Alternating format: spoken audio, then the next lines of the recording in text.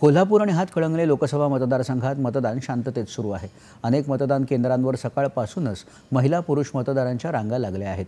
मतदान केंद्राबाहेर रांगोळी, आकर्षक मंडप उभारणी, पिण्याच्या पाण्याची सोय अशा सुविधा उपलब्ध करून देण्यात आल्या आहेत। जिल्ह्याचे पालकमंत्री हसन मुश्रीफ यांनी कागल लिंगनूर इथल्या मतदान केंद्रावर जाऊन मतदान केलं। हातकणंगले लोकसभा मतदारसंघातील महायुतीचे उमेदवार खासदार धैर्यशील माने यांनी कोल्हापूर जिल्ह्यातल्या हातकणंगले तालुक्यातील रुकडी इथं मतदानाचा हक्क बजावला। तर हातकणंगले लोकसभा मतदारसंघातले उमेदवार स्वाभिमानी शेतकरी संघटनेचे नेते राजू शेट्टी यांनी शिरोळ मतदान केंद्रावर मतदान केलं।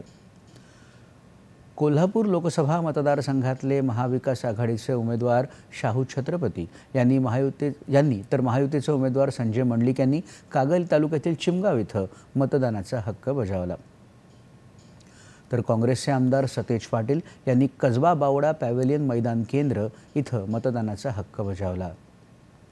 तर राष्ट्रवादी काँग्रेस शरदचंद्र पवार पक्षाचे प्रदेशाध्यक्ष जयंत पाटील यांनी हातकणंगले लोकसभा मतदारसंघातल्या साखराळे इथल्या मतदान केंद्रावर सहकुटुंब मतदान केलं।